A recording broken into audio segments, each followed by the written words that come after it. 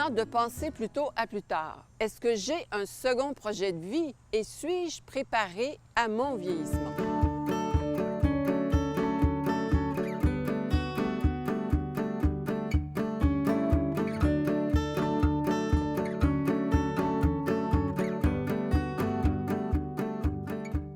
Bonjour, ici Marie Toupin de l'AQDR Sherbrooke, l'Association québécoise de défense des droits des retraités et pré-retraités. Nous avons préparé pour vous 6 émissions qui chacune abordent un grand thème. Mon second projet de vie, pour me poser les bonnes questions afin d'aborder l'avenir de façon positive et sereine. Ma situation financière, pour tenter de réduire le stress lié à la peur de manquer d'argent ou de prendre des décisions à l'aveuglette. Mon chez-moi demain pour vivre à la bonne adresse, dans un chez-moi qui me va et qui me plaît. Mon chez-moi sécuritaire pour demeurer le plus longtemps possible à la maison. Ma condition physique et cognitive pour vieillir en forme, faire des choix d'activité pour continuer de m'accomplir. Ma participation sociale pour rester socialement actif tout en gardant le cap sur le sens de ma vie. Pensez plutôt à plus tard, ne mise pas sur la carte de l'obsession du bien vieillir, mais affirmons que l'avenir réserve de très belles surprises. Notre série Pensez plutôt à plus tard vous offre la possibilité de demeurer l'acteur de vos choix de vie. Pour nous présenter le projet et la série Pensez plutôt à plus tard, je rencontre Isabelle Guérard, coordinatrice à l'AQDR Sherbrooke, un organisme de défense des droits des 50 ans et plus et des aînés. C'est un projet qui est mené par l'AQDR depuis 2018. C'est un projet qui est financé par CADA, Québec Amis des aînés. C'est un projet également, Pensez plutôt à plus tard, où on va parler des différentes étapes de changement, l'adaptation également au niveau du vieillissement. Donc, Pensez plutôt à plus tard, c'est un projet qui va vraiment donner des outils et de l'information aux personnes aînées. La retraite, ce n'est pas une mise au rencard. On ne reste plus à rien faire à la maison. Et il n'y a pas vraiment de formation ou de cours qui nous préparent à ces différentes étapes du vieillissement. Donc, je vais vous donner un exemple type qui est arrivé à la QDR. Une personne âgée qui, suite à une chute et une hospitalisation, elle doit déménager dans un autre milieu. Elle a 2 semaines, cette personne-là, pour faire le deuil de se départir de meubles et de plusieurs biens et emménager dans un milieu où elle n'a jamais eu la chance de visiter. Donc, elle n'était pas préparée à ça. Cette personne-là, évidemment, n'était pas préparée à vivre tous ces changements-là, également en très peu de temps. L'idée vient vraiment du vécu que vous entendez des personnes aînées. Exactement. Donc, c'est vraiment avec plusieurs situations qui nous ont été signalées, est venue l'idée vraiment de concevoir une série d'ateliers et des outils pour permettre aux gens de réfléchir et d'anticiper ces différentes étapes-là.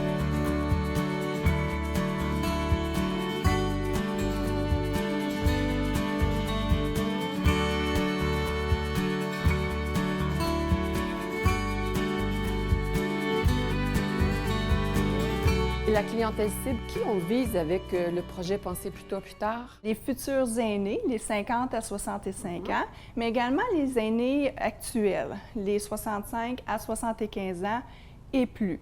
On souhaite qu'ils puissent réfléchir à ce qu'ils souhaitent vivre pour les 30 prochaines années, mais aussi à ce qu'ils ne souhaitent pas vivre. Il faut penser qu'en 100 ans, on a quand même gagné 30 années d'espérance de vie. Donc, ces 30 années-là, on peut penser à en faire un second projet de vie. On peut se mettre en action, on peut y réfléchir. On comprend qu'un des objectifs, c'est mieux outiller, informer les personnes, mais j'imagine qu'il y a d'autres objectifs liés à ce projet. Le projet, c'est de permettre aux participants d'échanger entre eux sur les différentes étapes de vieillissement, d'échanger également sur des possibilités innovantes. Ça permet également de parler, d'échanger, mais aussi de mieux comprendre et connaître ses droits. Ça permet également de voir le vieillissement de façon positive et ça permet également d'être l'acteur principal de ses propres choix. Pour être l'acteur principal, il faut donc s'informer, s'outiller et rester dans l'action. C'est vraiment important dans le cadre de ce projet-là. On va donner l'information et donner une recette à suivre. C'est vraiment l'objectif, c'est vraiment de permettre aux gens de prendre leurs propres décisions et de continuer à s'informer, à réfléchir, tout ça dans un contexte aussi de vieillissement positif. Ouais. En fait, il y a aussi la question de savoir c'est quoi qu'on veut et c'est quoi qu'on ne veut pas dans les prochaines années de vie. Donc, ça permet aussi d'échanger avec nos proches, nos amis, sur des choix qu'on veut faire pour ce second projet de vie.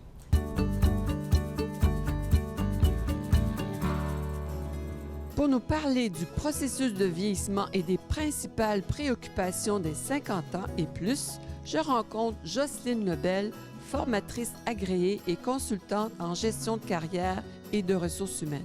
Les sessions de planification de retraite se donnent habituellement dans les milieux de travail, puis c'est pour préparer les travailleurs à prendre leur retraite, en fait. Fait qu'on va parler surtout de préparation de la retraite, sur le plan personnel, etc., mais on va aussi aborder des thèmes qui concernent leur régime de pension et tout ça, donc la planification financière, mais sur le plan plus global. C'est vraiment préparation à la retraite.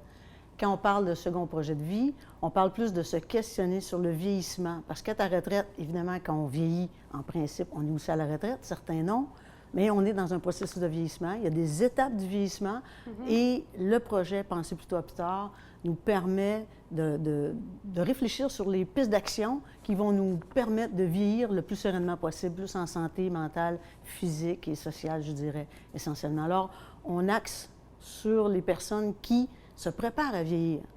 Ce n'est pas la préparation de la retraite telle qu'on le voit dans les sessions offertes dans le milieu de travail. Mon projet Seconde Vie et la démarche Penser plutôt à plus tard va être très intéressante pour quelqu'un qui n'a pas accès à ces informations-là également. Donc, on touche plus largement et c'est une manière innovante de faire la présentation de cette préparation-là au vieillissement. Bien, c'est innovant. Moi, parce que ça fait quand même plusieurs années que j'anime des sessions de planification de retraite, puis c'est clair qu'il y a l'aspect innovateur. Pourquoi? Parce que, d'une part, on questionne autrement. On questionne la vie du vieillissement, on questionne la personne qui se prépare à vieillir. On va plus loin dans le processus, dans les étapes du vieillissement.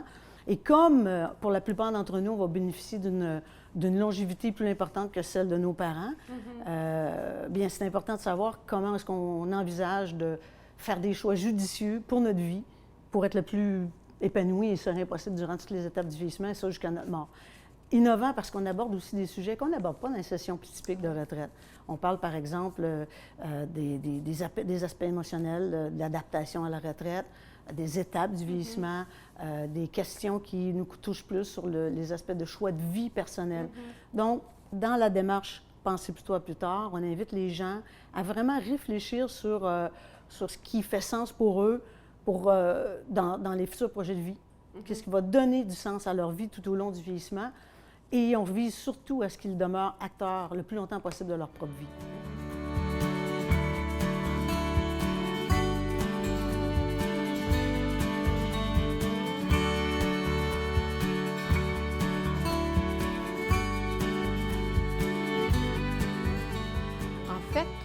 Le vieillissement, c'est pas très sexy, on le sait.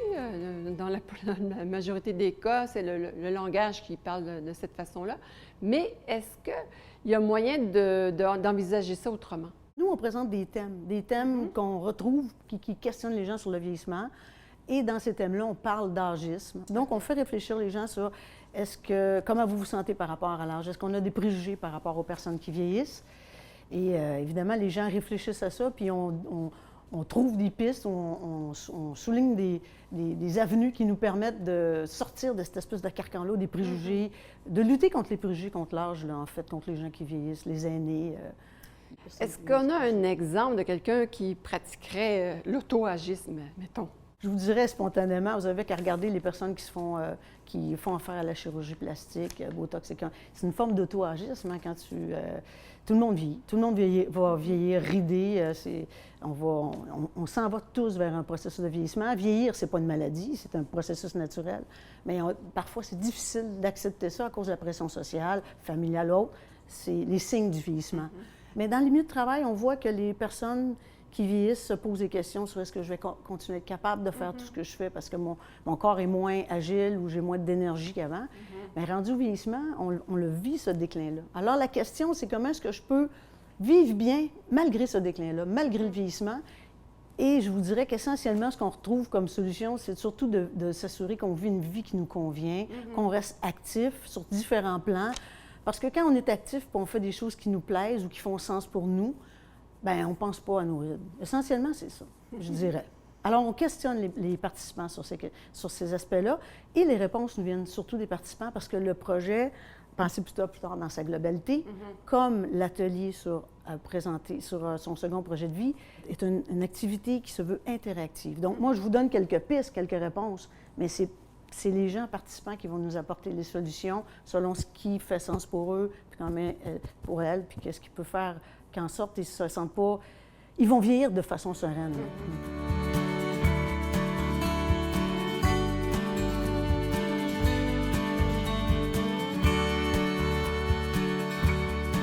Les principales inquiétudes, les plus courantes chez les personnes qui vieillissent, mettons les 50 ans et plus, ils se disent « OK, je vieillis et j'ai peur de ». À peu près tout le monde n'a peur de manquer d'argent. Fait que la question financière est importante. Puis il y a un aspect qui est abordé justement dans la session sur la question financière, je dirais c'est finances à la retraite. La perte de l'autonomie, très typique chez les personnes qui vieillissent. Je veux rester en forme le plus longtemps possible parce que si je reste autonome, je suis encore active, je suis encore actif, je suis encore à prendre des décisions. Et l'autonomie touche autant la question physique que cognitive, que relationnelle aussi. La crainte de l'isolement, parce que est-ce que je vais être capable de me faire un réseau social? Comment est-ce que, dans le processus de vieillissement, plus je prends en âge, est-ce que je perds des amis, je vais vivre toutes sortes de deuil, ma situation change. Alors, comment est-ce que je vais prévenir l'isolement? Surtout dans le grand âge qu'on va voir cette crainte-là se manifester, mais elle est présente tout au long du vieillissement, en fait. Face à ces grandes peurs-là ou ces peurs-là, on peut avoir des avantages à penser plutôt à plus tard. On a tout le temps des avantages à essayer de planifier l'avenir, qu'on soit jeune ou vieux. On a de l'avantage à essayer de se donner une perspective. Mais je dirais qu'essentiellement, le plus gros avantage de penser plus tard, c'est d'échanger, nommer des choses, parce qu'il y a plusieurs personnes qui n'osent pas parler de leur peur du vieillissement, ou au contraire d'une joie enfin d'être libérés de plein de contraintes de notre jeunesse, parce qu'on ne pense pas quand on est jeune, mais quand on vieillit, on prend une sagesse, en principe. Alors on peut être libéré de plein de choses. Donc il peut y avoir plus d'émotions positives, agréables, désagréables, mais en plus, on échange donc avec les gens, on se donne des pistes de réflexion pour essayer de voir comment est-ce que moi, je peux préparer ces étapes de vie-là à ma manière, dans le respect de moi-même. Mais également, ça nous informe des possibilités. Puis je pense que rester informé tout au long de notre vie, c'est essentiel. Donc, savoir qu'il y a des lieux comme ça, des ateliers ou des projets comme Penser plus tard, permet à des gens d'échanger entre eux, d'avoir accès à de l'information, mais aussi de stimuler notre créativité, comme je le disais précédemment, pour rester le plus longtemps acteur de nos vies. Donc, c'est une opportunité à saisir, la série d'émissions Pensez plutôt Oui, je suis tout à fait convaincue de ça. Tout à fait. Puis non seulement je suis convaincue, mais je sais aussi que c'est d'intérêt. C'est les gens qui ont participé au projet ont été très, très enthousiastes par rapport à ce qu'ils ont retenu de cette démarche-là.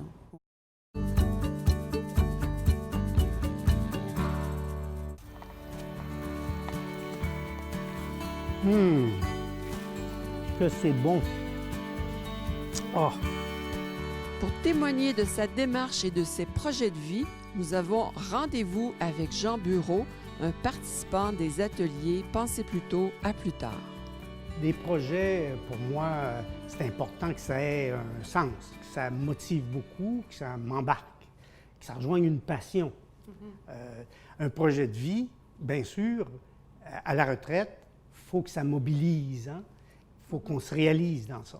Alors, mon projet de retraite, j'ai créé une petite ferme, tout bâti, exploité, développé un petit marché de proximité. Tout ça à la retraite. Tout ça à la retraite. OK. Tout ça à la retraite. OK. Et là, tranquillement, après 8-9 ans, c'est l'étape de penser à autre chose. Parce que les forces, il faut se ménager un peu plus. J'ai réalisé beaucoup de choses qui m'ont fait plaisir, qui m'ont fait vivre, qui m'ont animé dans tout ça. D'où ça vous venait l'idée d'exploiter une fermette? Ça me vient de mon enfance, mes grands-parents. Ma mère, à 80 ans, elle aimait bien aller jardiner sur la ferme de ses parents, encore. Alors, c'est une image qui m'a resté, probablement. Puis, plus j'avançais dans ma carrière, plus je me disais, un jour, je vais retourner sur la ferme. Je vais me recréer une petite ferme. Et c'est ce que j'ai réalisé. Une belle ici, j'espère qu'elle ne me trompera pas. Alors, le prochain projet, c'est clair, c'est de partager d'abord la maison.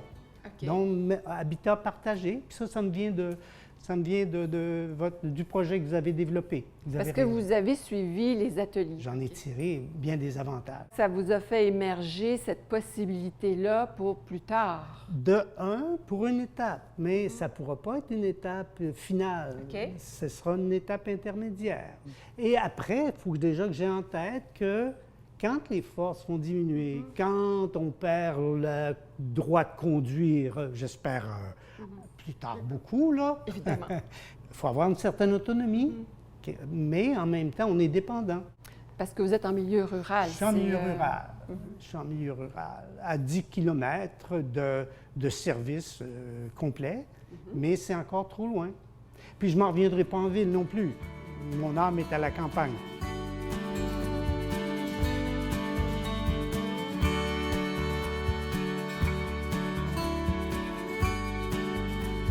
Donc, ça fait partie des ingrédients que vous mettez sur la table pour bâtir le futur, parce qu'il y a toujours un futur. Exactement. Bien, les situations nous obligent à réfléchir. Je ne veux pas attendre, moi, que je sois dans la condition où d'autres vont décider à ma place, vont installer à ma place. Je veux dire, j'y perds le sens de ma vie à ce moment-là. On m'organise.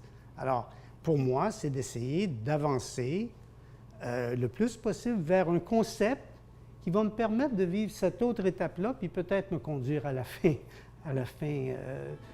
de ma vie.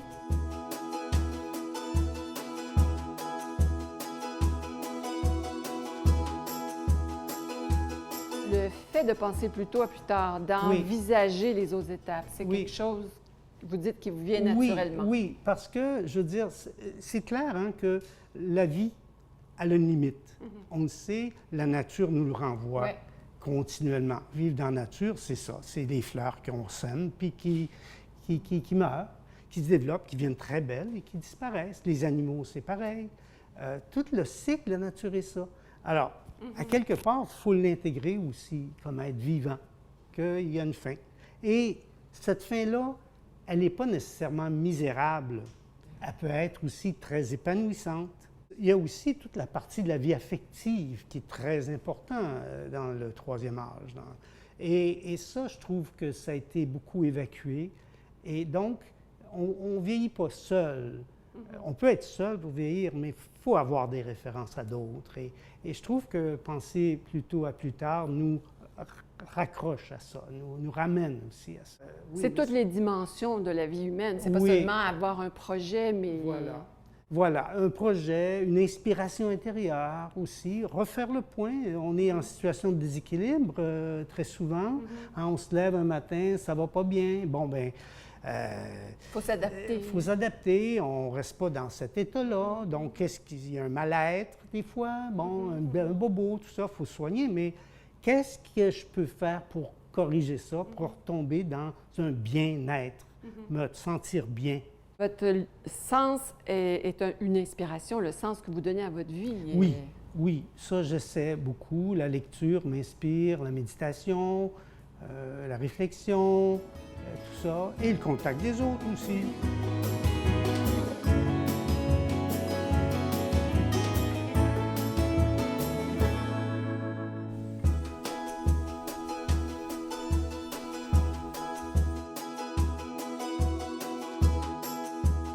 Si vous aviez un message à passer à d'autres personnes qui ont 75 ans et plus, parce que vous m'avez permis de le dire, ça serait quoi? Je trouve important de décider, moi, des étapes de ma vie, comment je les organise, puis d'être en conscience de ça. Donc, être l'acteur principal de votre vie. Bien sûr, il y a des gens qui se font organiser à la fin de leur vie parce qu'ils n'ont pas fait face à ça, pour différentes raisons, différentes circonstances. Mais ils se font organiser une vie de fin de vie qui est loin peut-être d'aspirations profondes qu'il y aurait eu. La décision a été prise par d'autres. Ouais. Alors, moi, le plus loin possible, je vais prendre mes décisions. C'est ça qui me guide. Puis je trouve que, je dirais, un peu la participation dans l'expérience, Pensez plutôt à plus tard. voilà, m'a permis de réveiller ça à nouveau en moi et donc d'établir des séquences de vie.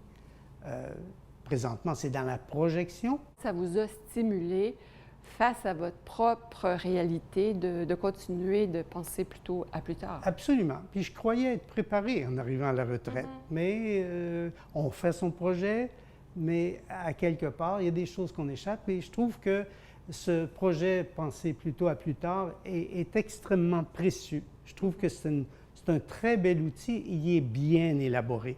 Il se déroule très bien. Je souhaite que plusieurs personnes en tirent profit. Et plusieurs personnes dans un éventail large, là. Je veux dire, il y a des gens qui ont des moyens, puis il y en a qui n'en ont pas. Ouais. Ceux-là, il faut les rejoindre aussi. Oui, parce que moi, j'ai en tête un monsieur qui a dans les 70 ans et qui est un homme avec des moyens plutôt simples, mais qui a des projets de vie à sa hauteur, selon ses moyens. C'est ce qui me semble, en tout cas, précieux dans ça. En fait, on peut aujourd'hui vieillir autrement. Il y a tellement d'éléments dynamisants.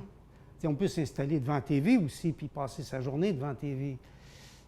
Mais quand il fait beau soleil, quand il y a plein de choses qui peuvent redynamiser la vie, moi, je pense qu'il faut mordre dedans la vie jusqu'à la fin, jusqu'à ce qu'on soit capable de respirer.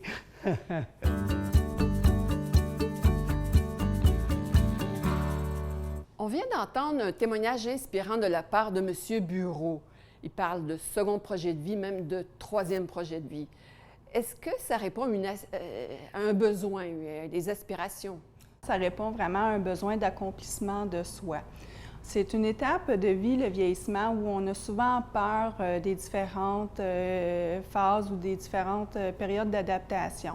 Donc, les gens, le vieillissement, ça l'amène également son lot de deuil. Ça peut être le deuil de la perte d'un conjoint, ça peut être aussi une incapacité soudaine, ça peut être le deuil d'un permis de conduire. Par exemple, si on perd notre permis de conduire, est-ce que penser plutôt à plus tard peut avoir un effet? Est-ce qu'on peut trouver une solution? Effectivement, ça peut avoir un effet très positif d'y penser plus tôt. Donc, on peut commencer déjà, avant la perte d'un permis de conduire, d'envisager cette possibilité-là et de s'y préparer, de s'informer sur les différentes ressources qu'il y a dans ma communauté, qu'on soit en milieu rural ou en milieu urbain. Par exemple, en milieu urbain, il y a le transport en commun, mais il y a également d'autres alternatives qui peuvent être possibles. Souvent, les gens sont quand même dans le déni. Ça ne m'arrivera pas à moi. Les gens peuvent être dans le déni. Donc, pensez plutôt à plus tard, discuter avec les gens sur ces différents changements-là. Ça peut permettre aux gens de se sécuriser et d'être mieux préparés lorsque les événements arrivent.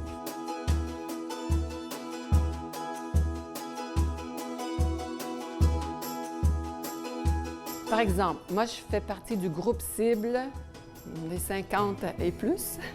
Alors, est-ce qu'il y a des ressources, des lieux pour m'inspirer, pour poursuivre ma réflexion? On a tous des rêves, des aspirations, des choses qu'on n'a jamais pu réaliser, par exemple parce qu'il y avait la famille, le travail. Donc, c'est vraiment le moment de réaliser nos rêves, nos aspirations, de mettre dans nos rêves la couleur. C'est un moment aussi pour s'y préparer, se faire un plan d'action, un objectif. On peut faire ça, par exemple, en écrivant nos réflexions dans un journal, en discuter avec nos proches, nos amis sur ce qu'on veut faire. Donc, ça peut être un beau moment de voir le vieillissement positif et enfin réaliser ce qu'on a toujours souhaité faire. Donc, un souper où on adresse la question qu'est-ce que tu souhaites faire dans les 30 prochaines années de ta vie? C'est pensable. Oui, effectivement, on peut y penser lors d'un souper, mais évidemment, ce n'est pas une réflexion qui se fait en une soirée parce qu'on doit s'y préparer. On doit, par exemple, vérifier la situation financière, qu'est-ce qui nous permet ou pas de faire. Donc, ce n'est pas nécessairement des projets de grande envergure, mais ça peut être aussi des projets de plus petite envergure, mais qui vont faire sens pour nous. On entend souvent parler de liste de souhaits, bucket list. Est-ce que c'est quelque chose? Oui, on peut faire notre propre liste, on peut en discuter, échanger avec d'autres. Donc, il n'y a pas une bonne façon, mais l'important, c'est vraiment d'y penser, d'y réfléchir, s'informer et se mettre en action.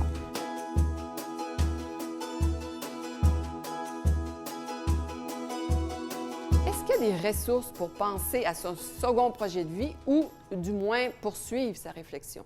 Les gens peuvent contacter la QDR Sherbrooke, mais on invite également les gens à se rendre sur le site penserplutôt.org. Okay. Sur le site Internet, évidemment, vous avez l'information sur les différents ateliers qui sont offerts un peu partout en Estrie, mais vous avez également une série de documents fort pertinents qui peuvent alimenter nos réflexions sur le sujet. On a des ressources également où on peut aller consulter d'autres sites Internet qui vont nous pister sur certains éléments. Qu'est-ce que vous suggérez aux gens qui hésitent encore à préparer leur second projet de vie? Dans le fond, les recherches le démontrent. Penser plutôt à plus tard, réfléchir, se préparer aux étapes qui s'en viennent dans le cadre du vieillissement permet de vivre plus sereinement ces grands changements-là et également améliore notre qualité de vie. Quand on dit améliore notre qualité de vie, ça veut dire également qu'on va vivre peut-être plus longtemps et ce, de façon plus active et en meilleure santé. Merci d'avoir été des nôtres. La semaine prochaine, nous abordons le thème « Ma situation financière ». Sur ce, l'équipe de Pensez Plutôt vous dit à plus tard!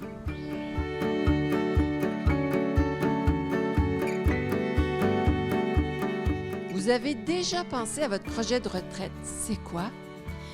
Moi, j'aimerais ça faire des manèges dans des parcs d'attractions. Et toi? Moi, j'aurais une garderie pour chiens et chats, puis j'aurais ma pâtisserie. Wow!